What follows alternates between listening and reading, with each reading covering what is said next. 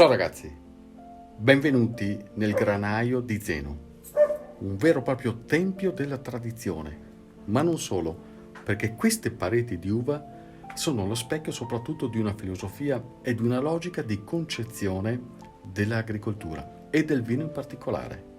E adesso andiamo a scoprire perché Zeno questi grappoli li appende uno ad uno.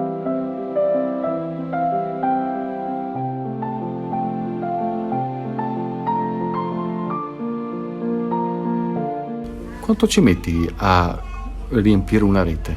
Una rete servono più o meno 6 ore se lavori col corvinone, che è un'uva piuttosto grossa come questa qui. Se cominci le reti fatte con le corvine e le rondinelle ci metti più o meno 8 ore. Ma quanta pazienza ci vuole? Io più di pazienza riterrei che è una questione di fortuna. Io ho la fortuna di poterle fare queste cose qua. Mi sono messo nelle condizioni di poterle fare, ecco, quello forse è stato il grande cambiamento, il grande passo, avere una dimensione che mi permettesse poi di fare queste cose. E io non mi sembra, cioè, non è il fatto che vieni qui alla sera, finito di raccogliere, devi fare ancora ore e ore.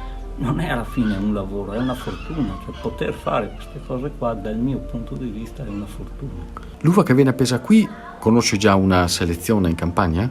Sì, allora per essere precisi la prima selezione si fa già nel mese di agosto quando si scaricano le piante e si lascia, diciamo, l'uva più spargola, più bella, più esposta meglio.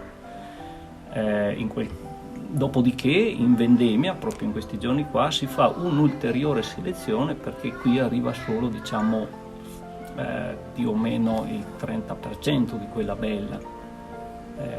Quindi è il top a questo? Questo è proprio una crema. Tieni presente che quando fai una bassa resa etaro, l'uva veramente cambia completamente come qualità, cioè dopo non è che quella che lasci non era bella, è che certo. Stai facendo un'ulteriore selezione.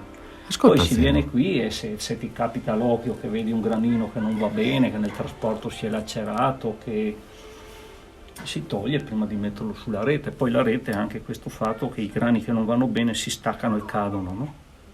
Per cui si autopulisce da solo. Certo. Conosco Zeno da diversi anni e ogni volta che vengo qui torno a casa più arricchito. Non soltanto perché questo è uno spettacolo più unico che raro in Valpolicella, e non solo, ma anche perché quello che sta dietro a una rete con i grappoli appesi è qualcosa che va ben oltre la semplice esecuzione di un lavoro agricolo che parte dalla vigna. È un qualcosa di più, che si traduce anche in una filosofia di vita. Non c'è nessuno, credo, in Valpolicella che adotti un sistema di appassimento come quello che fai tu. Perché, secondo te? Credo che sia una questione di dimensioni, no? Quando le aziende hanno una certa dimensione, qui ti serve il doppio degli operai, perché un operaio fa 8 ore nel campo non ne fa altre 8 in granaio, per cui ti serve il doppio degli operai. Dopodiché l'uva che tu metti in cassetta, diciamo, non può cadere, quindi può entrare anche qualche grappolo. Qui se sbagli hai lavorato per niente, perché poi l'uva cade e tu hai lavorato per niente, quindi serve una selezione molto rigorosa in vigna. Ma io conosco dei bravissimi produttori che fanno una grandissima selezione anche se poi tengono l'uva in cassetta. Qui c'è un passaggio in più, poi c'è anche un aspetto dovuto all'appassimento, cioè qui l'uva appassisce di più, hai una resa minore. Però insomma fondamentalmente credo che sia una questione di manodopera, di tempo. Ma tu, Zeno, potevi scegliere? Potevi anche tu scegliere di meccanizzare di più, di fare un appassimento soltanto in cassetta, che è quello standard, comunque non c'è niente di male, ma è diverso rispetto a quello che fai tu. Ma tu hai scelto comunque di affrontare costi e tempi diversi. Sì, io sento che il vino poi indubbiamente è diverso e questo per me è sufficiente, insomma. Anche se costa una doppia vendemmia?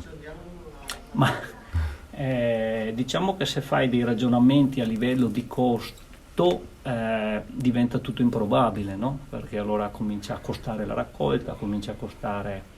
Cioè, io credo che si dovrebbe fare una grossa distinzione tra le cose care e le cose costose. Le cose costose hanno un costo alle spalle, le cose care spesso sono cose, diciamo, che vengono vendute al maggior prezzo possibile. Certo. Per cui sono modi di ragionare, di pensare che partono da presupposti diversi. Il maggior costo secondo me è relativo, cioè se viene buono, perdonatemi, insomma, se dico più buono, vale la pena, cioè anche costasse il triplo vale la pena, no? E comunque, come dici sempre tu, il vino prima di tutto va meritato. Ah sì, io penso che proprio l'agricoltura sia una questione, la terra va meritata, il vino va meritato. No?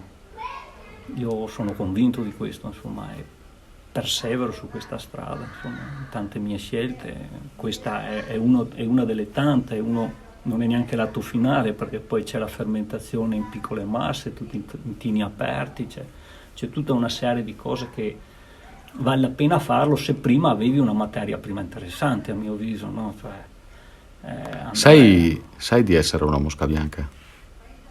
Beh, sì, sono caucasico, cioè sono bianco. Poi dittero non lo so, pensavo di essere umanoide.